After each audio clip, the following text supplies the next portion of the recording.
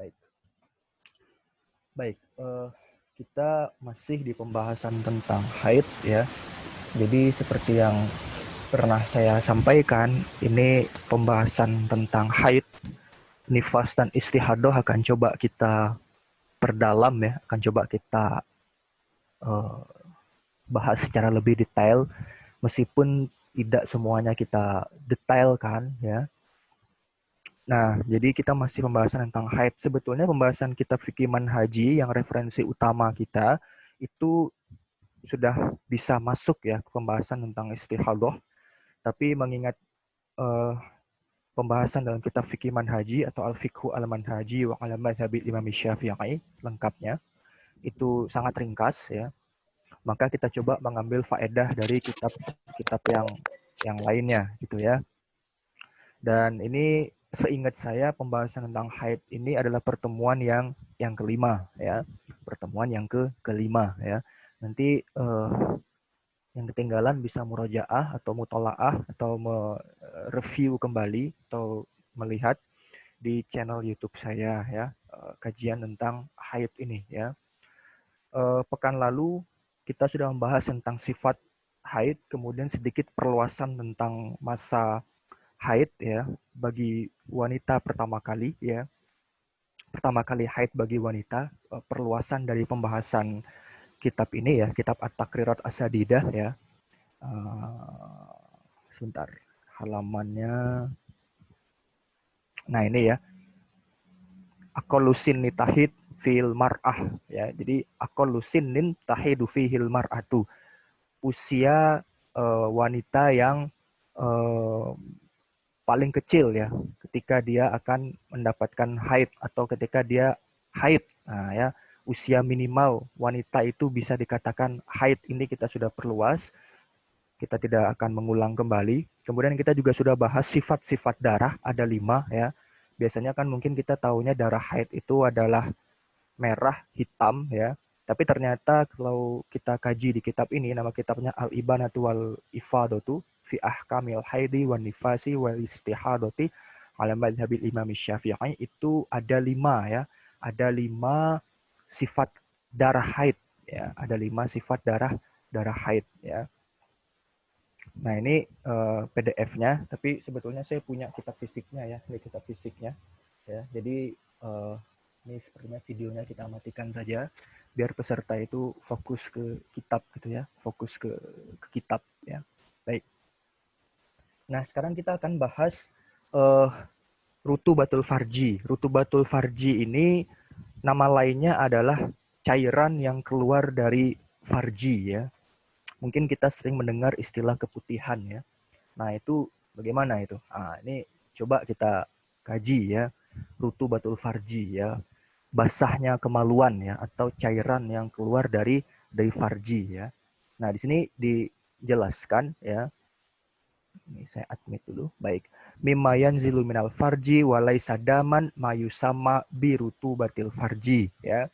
Apa yang keluar dari kemaluan, ya kemaluan perempuan ya dalam hal ini adalah, dan dia bukan dalam bentuk darah, maka itu dinamakan dengan rutubatil farji ya. Bahasa Arabnya rutubatul farji ya.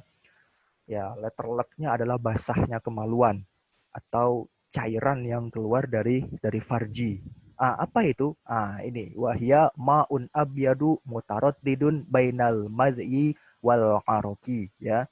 Jadi cairan putih ya yang diragukan ya, cairan putih yang diragukan apakah dia itu berbentuk mazi atau keringat ya, atau peluh. Jadi belum jelas ya apa ini nih, mazi atau peluh, mazi atau keringat. Ya, wayutasa alu anha, dan dipertanyakan ya seperti yang saya sampaikan tadi ya, masih belum jelas ya. Nah, pertanyaannya adalah hal hiya tahiratun am najisatun? Apakah ya rutubatul farji ini dia itu suci atau najis? Wahal khurujuha yankudul wudu'a amla? Apakah rutubatul farji ini atau cairan yang keluar nih ya, cairan putih di antara mazi dan keringat atau peluh ini yang keluar dari kemaluan, apakah membatalkan wudhu atau tidak? Wa khulasatu hukmiha, dan ringkasnya hukumnya itu seperti ini. Nah, ya. Annaha, baik. Annaha in kharajat minaz zahiri falaisat binajisatin. Perhatikan baik-baik. Ringkasnya hukumnya adalah kalau rutubatul farji itu atau cairan yang keluar dari farji itu, ya tadi sifatnya ini ya maun abyab, cairan putih ya yang keluar dari farji itu keluar dari minaz zahir. Minaz zahir ini dari bagian yang tampak ya, zahir terlihat ya, atau bagian luar lah ya, falaisat binajisatin, maka itu bukan najis. Wala tankudul wudu'a, dan juga cairan itu tidak membatalkan wudu. Wah. Sedangkan wa in kharajat minal batini naqadatil wudu'a. Sedangkan jika rutubatul farji itu keluar dari bagian dalam, minal batin, ya udah jadi bahasa Indonesia nih ya, minal batin, dari bagian dalam, dari bagian yang tidak terlihat dari farji, naqadatil wudu'a, maka membatalkan wudu, wahya najisatun, dan dia itu hukumnya najis.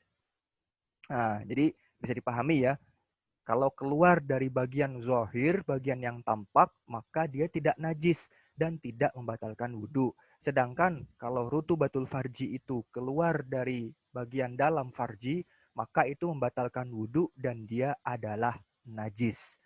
Wa in syukka fiha hal hiya minal zahiri am minal batini fala naqda wala najasata. Dan misalnya kita ragu nih, ini keluarnya dari dalam atau dari bagian luar. Nah, ya, dari bagian yang tidak terlihat atau dari bagian yang terlihat. Bagaimana hukumnya kalau diragukan? Fala naqda wala najasata. Maka tidak batal wudhu dan juga tidak najis. Nah, tentu kita akan bertanya, makna zahir, makna batin, makna bagian yang tampak, makna bagian yang tidak tampak atau bagian dalam itu apa sih? Di sini dijelaskan.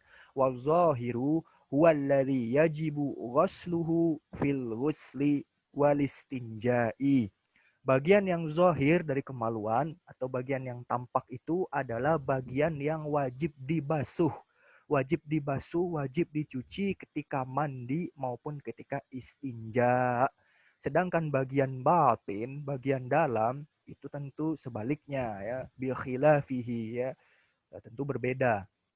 Berarti tidak wajib dibasuh ketika mandi dan juga tidak wajib dibasuh ketika beristinja. Nah, itu beda antara bagian zahir dan bagian batin yang tentu berpengaruh pada nanti hukum rutubatul farji. Wallahu taala a'lamu bissawab.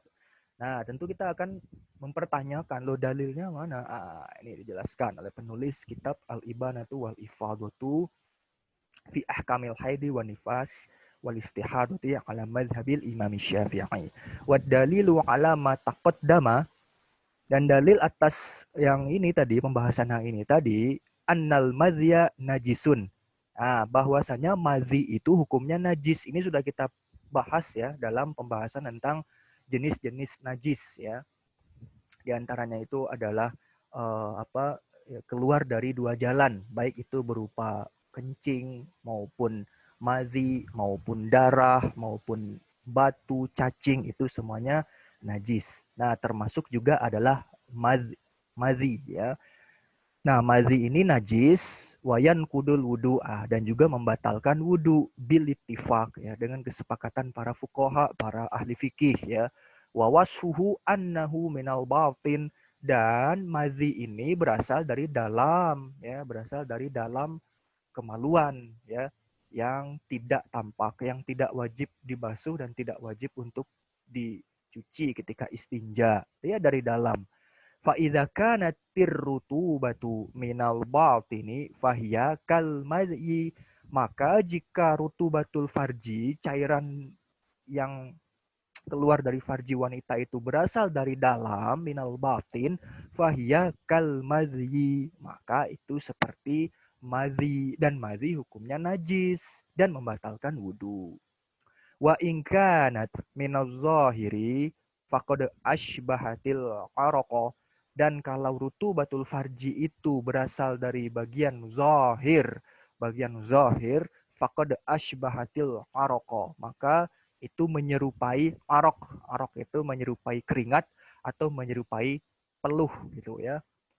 Wal aroku tohirun. Nah, kita udah paham kan, wal aroku keringat atau peluh itu tohirun, suci. Walayan kudul wudu'a. Kalau keluar keringat dari dalam tubuh ya suci dan tidak membatalkan wudu gitu ya.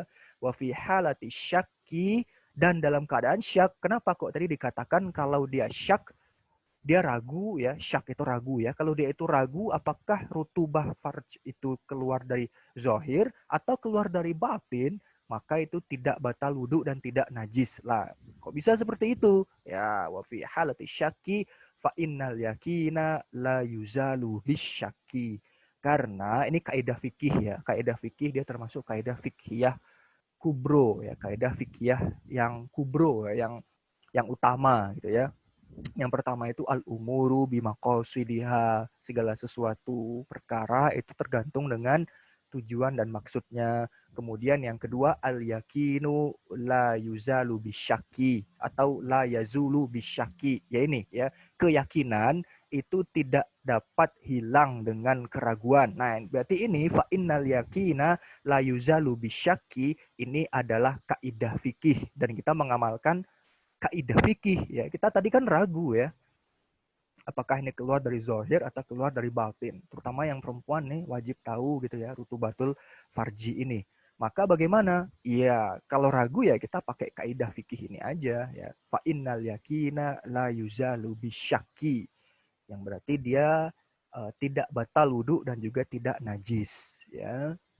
Nah, itu yang kedua ya, kaidah fikih. Yang kedua, al-yakinu la yazulu bisyaki atau la yuzalu bisyaki. Keyakinan tidak dapat menghilangkan keraguan. Kaidah fikih yang ketiga, al-masyaqqatu tajlibut taisiro.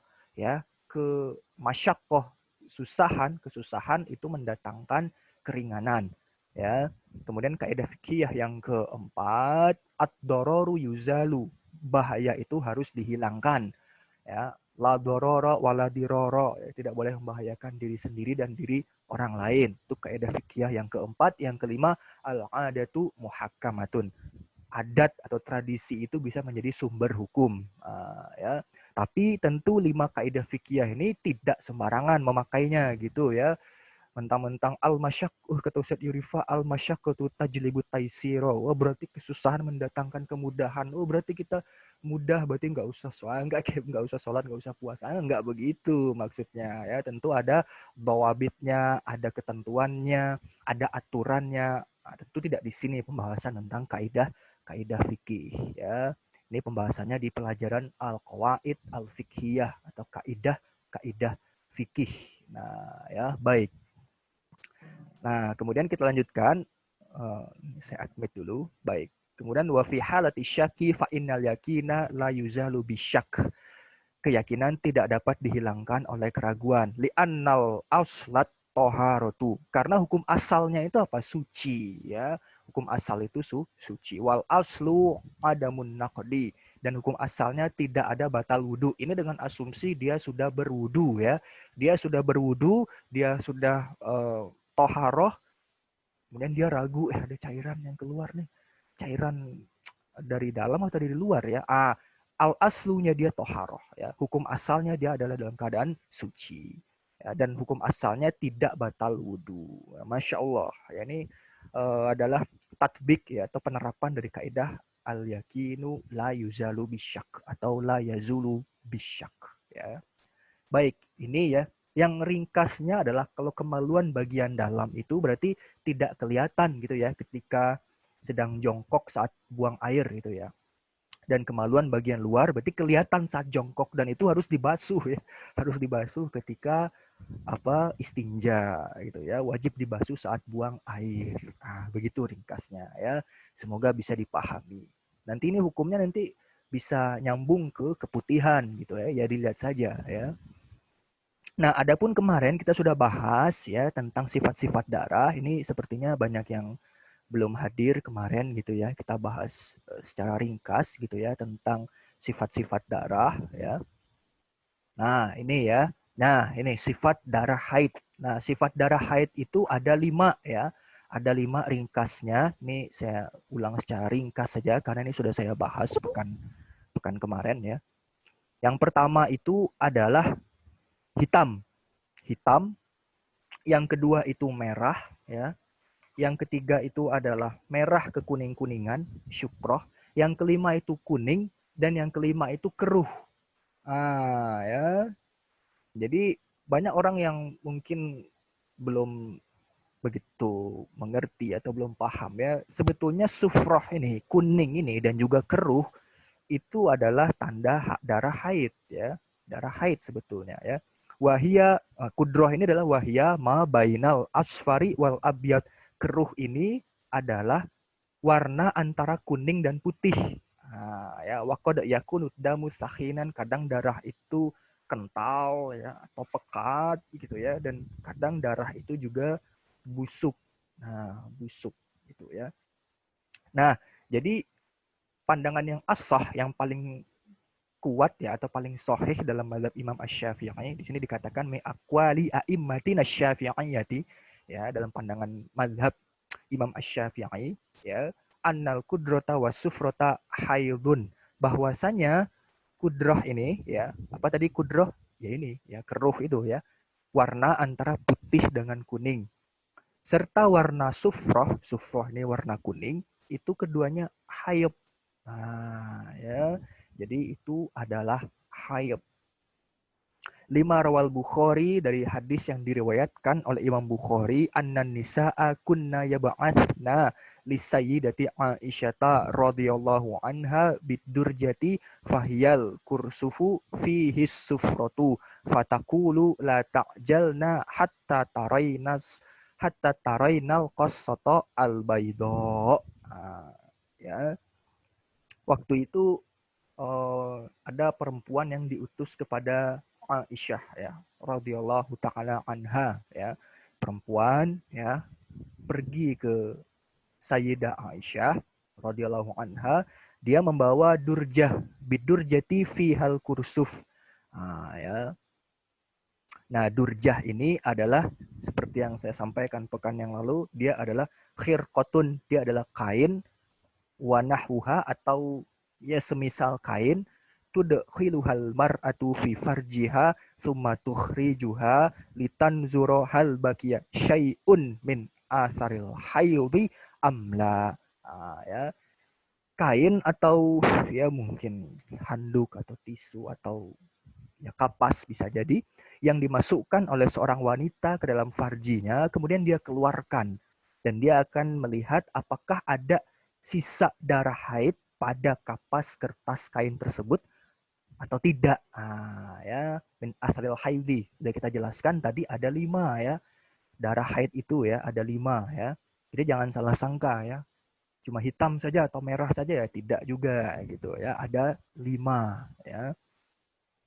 Fihil kursuf ya, kursuf itu mana ini kursuf, kursuf itu alkit ya, alkit atau alkut ya, kapas ya, kapas.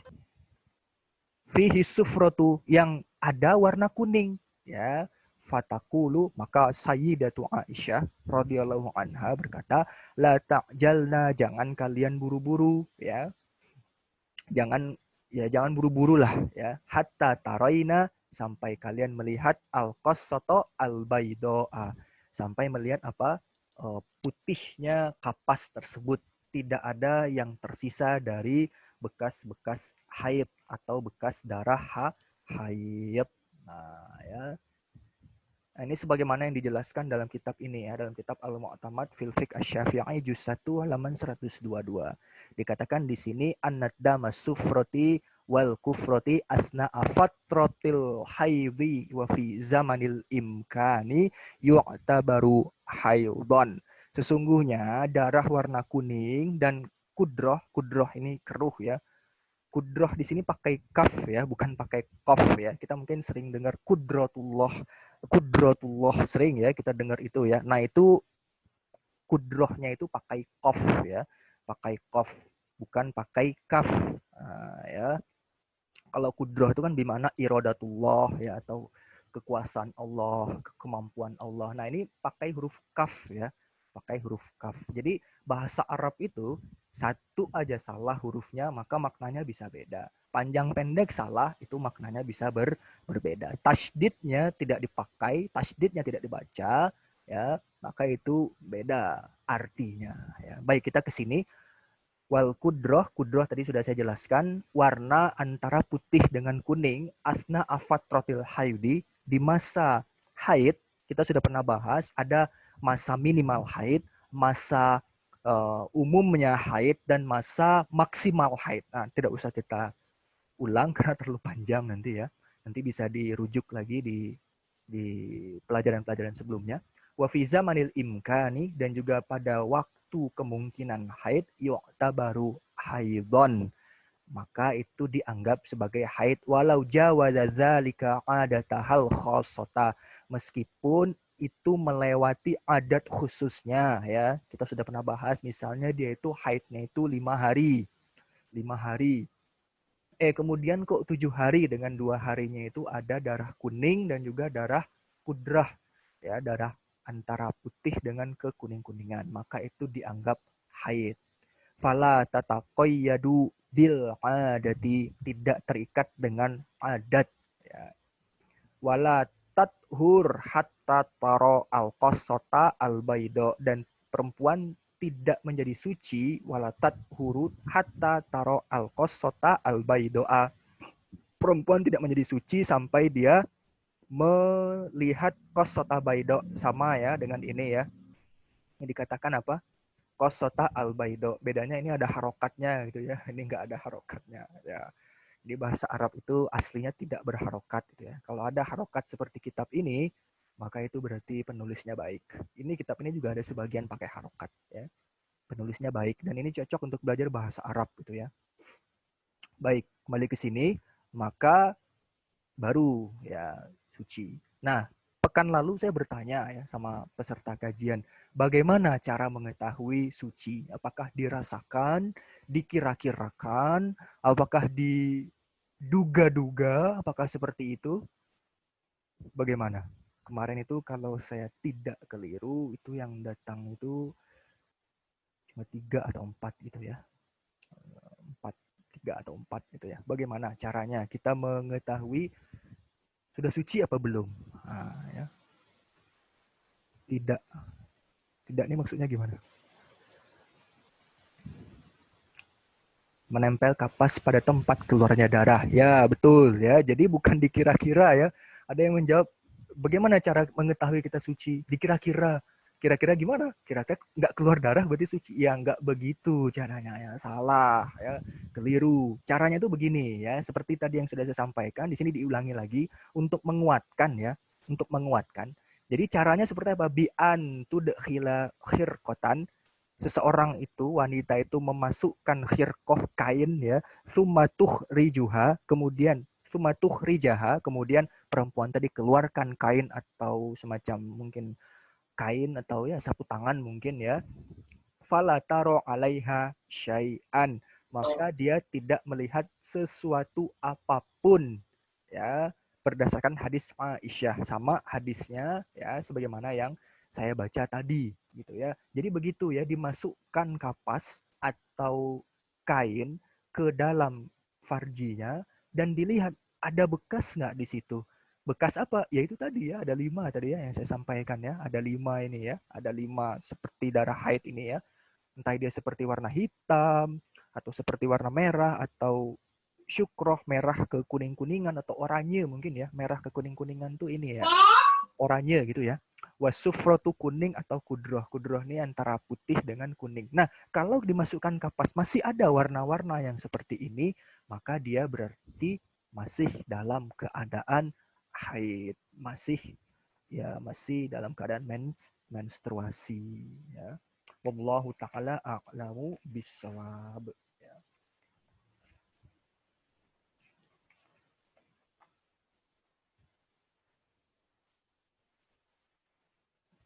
Nah, di halaman 31 juga ya, di halaman 31 hampir sama penjelasannya ya, 32 di sini ya. Mata yuhkamu laha bituhri, kapan seorang wanita itu dihukumi suci ya. Kapan dihukumi suci? Ya jelas, kama annal mar'ata tahidu biru'yatid dam, wanita itu haid dengan melihat darah yang keluar dari farjinya, fa innaha tathuru bintiqa'id dami ba'da bulughihi aqallihi ya, bi an kharajatil kutnatu. Nah, kalau di sini dikatakan kutnah ya, kutnah ini kapas ya. Kalau tadi khirqah itu kain ya. Naqiyatan, dalam keadaan bersih, dia mengeluar atau keluar kapas dari farjinya, naqiyatan dalam keadaan bersih, dan tidak ada padanya itu sesuatu apapun dari sifat-sifat darah ya. Kemudian dia diperintahkan untuk mandi, sholat, dan puasa, dan halal untuk kumpul dengan suami. Ya. Fa in ada fi zamanil haidi tabayyana wuqu'u ibadatihi fil haid. Nah, sekarang ada kasus, misalnya keluar lagi itu darahnya itu tuh di rentang waktu haid ya. Rentang waktu haid itu seperti yang pernah kita sampaikan, ada masa minimal, masa mayoritas memang masanya haid 6 atau 7 hari.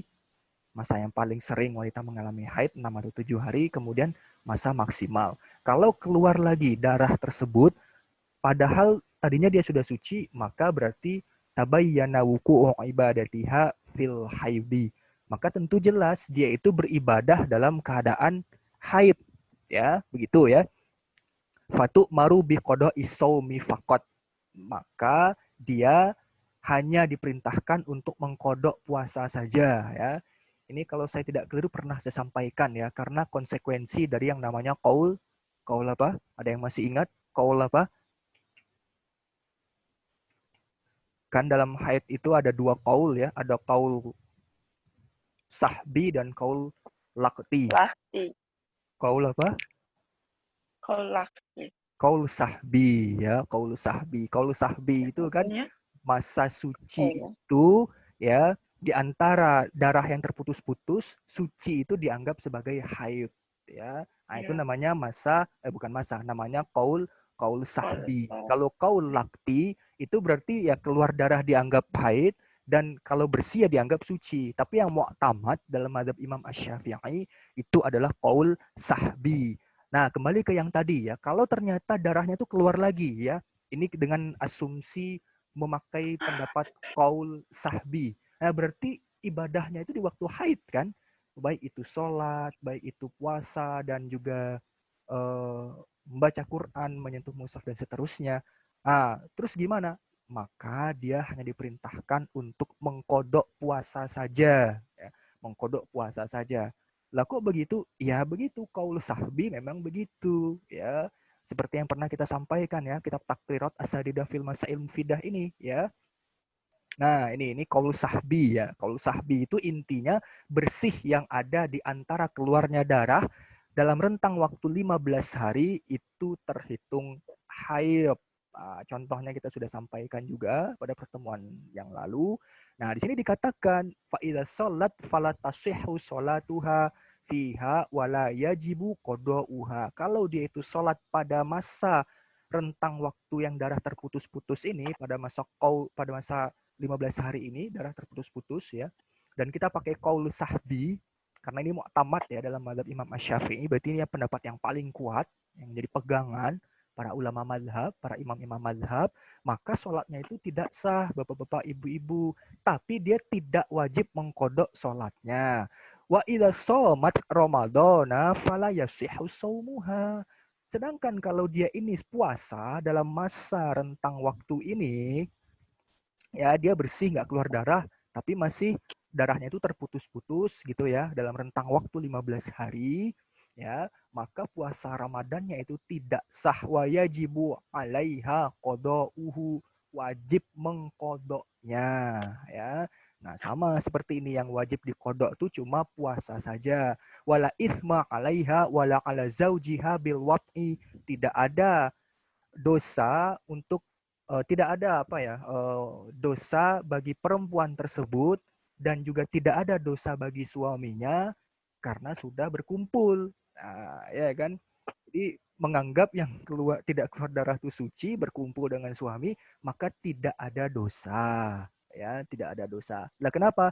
Libina il amri ala zohir. Ya, karena mendasarkan perkara itu pada perkara yang zohir, perkara yang tampak. Ya, Summa inin qata'at damu ba'da zalika hukima bituhriha. Kemudian jika darah itu berhenti atau putus, maka dihukumi suci. Wa hakadza malam ya'buril khamsata asyara yauman tentunya ya. Selama tidak lewat dari 15 hari. Karena kalau lewat nanti dari 15 hari, darahnya keluar terus lebih dari 15 hari, maka nanti hukumnya beda. Hukumnya adalah istihadoh ya, istihadoh ya. Baik, ini kita lanjutkan sedikit ya, kita lanjutkan sedikit ya. Ini satu halaman ini aja ya.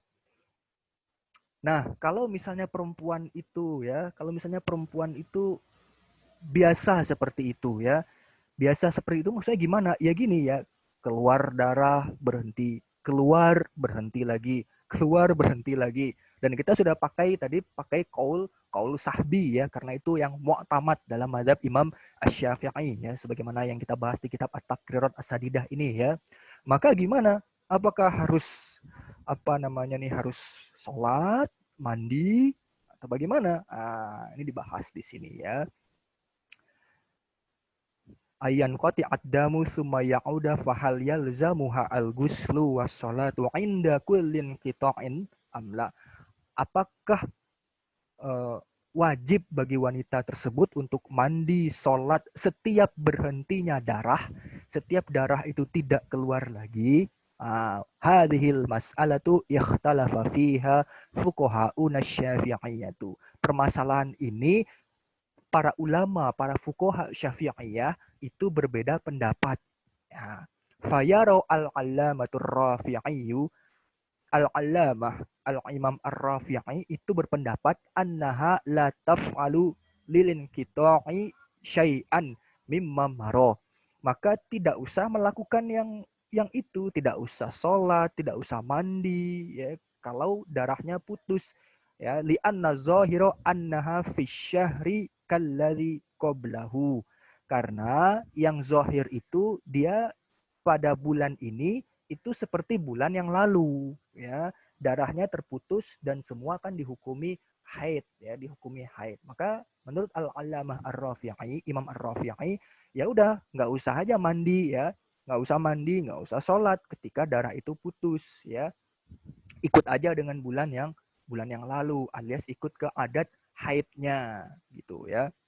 Nah, adapun pendapat yang kedua, walladzi rajjahahun Nawawiyu, dan pendapat yang dirojihkan, yang dikuatkan, yang diunggulkan oleh Imam An-Nawawi. Imam An-Nawawi ini luar biasa ya, beliau fuqaha, ahli fikih sekaligus muhaddits, ahli hadis ya. Annahu yalzamuha ma yalzamut tahirati wa ini tadati wa ini tadat in qita'at dami wa audahu. Nah, ya. Bahwasanya pendapat yang dikuatkan oleh Imam An-Nawawi, seorang itu tetap wajib melakukan sebagaimana yang wajib dilakukan oleh perempuan yang suci jika memang perempuan tersebut putus darah, keluar darah, kembali lagi. Putus darah, keluar darah, kembali lagi. Itu tetap wajib melakukan apa yang wajib dilakukan oleh at-tahirat, wanita-wanita yang suci. Apa itu? Ya sholat, ya mandi kalau keluar kalau berhenti darahnya begitu ya. Wa ra'yul mu'tamadu fil madhab huwa ma sahhahun nawawiyyu, ma sahhahahu an-Nawawi. Dan pendapat yang mu'tamad dalam madhab ini adalah pendapat yang dikuatkan, diunggulkan oleh Imam An-Nawawi. Nah, ini berarti dia apa? Dia tetap wajib untuk melakukan apa-apa yang dilakukan oleh perempuan yang suci ya. Walakin yajuzu al-amalu fi haqqin nafsi bi ra'yir rafi'i fi hadhil mas'alati. Akan tetapi boleh untuk mengamalkan pendapat Imam Ar-Rafi'i. Berarti apa? Ya nggak usah sholat, nggak usah mandi karena keluarnya darah. Ya, Karena apa? Karena dia dianggap sama dengan bulan yang lalu. Bulan yang lalu, ya. Akan tetapi dengan catatan boleh mengamalkan pendapat Imam Ar-Rafi'i ini fi haqqin nafsi, hanya untuk diri sendiri, hanya untuk diri pribadi, tidak untuk fatwa, tidak untuk mengajarkan kepada orang, ya. Bira'i Rafi'i fi hadhil mas'alah. Alias ini untuk diri sendiri saja, ya, diamalkan untuk diri sendiri saja, tidak untuk berfatwa. Kalau berfatwa harus pakai pendapat yang mu'tamad, nih mu'tamad, pendapat yang dijadikan pegangan atau pendapat yang dijadikan unggulan, ya. Sudah azan, ya, Masya Allah, ya, sedikit sekali, ya. Tadinya saya ingin membahas yang ini, ya, yang terkait dengan kita masih haid, ya, kita masih haid, belum masuk ke istihadah karena cukup banyak ini, ya, soal-soal. Ada soal-soal misalnya keluar darah 3 hari, kemudian berhenti, kemudian keluar lagi hari keberapa. Nah, itu penting itu, ya, penting, ya, untuk semakin tergambar dalam dalam dalam pikiran kita, gitu, ya. Nah, ini, ya, perluasan dari an-naqa'u al-mutakhallilu bainad dima'il haid, bersih yang masuk ke dalam darah haid, ya. Jadi pengembangan dari qaul sahbi, ya. Kalau qaul sahbi dalam kitab Takrirat ini, kalau antum lihat, kalau antuna lihat, ini kan jam, ya. Jam, ya. Ya enggak? Jam, ya. Nah, kalau yang di sini itu hari. Nah, ini hari ini. Nah, di sini hari, ya. Misalnya perempuan melihat darah 3 hari kemudian putus. Kemudian darahnya muncul lagi ternyata di hari ke-10, kemudian putus. Ah, ini gimana hukumnya?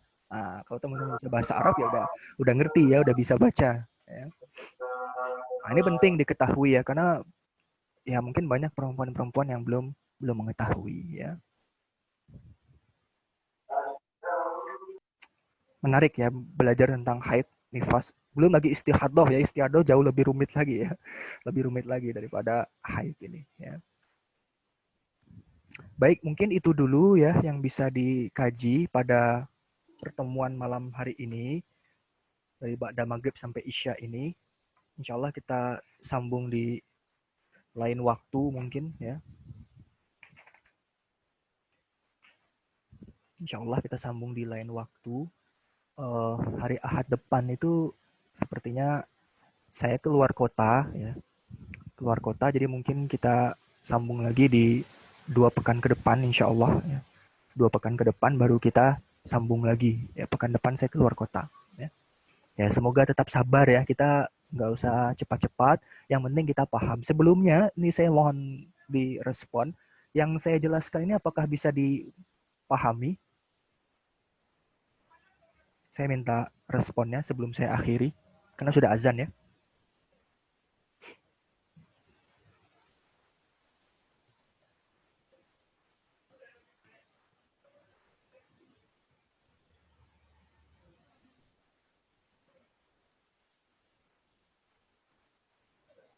Bisa jelas.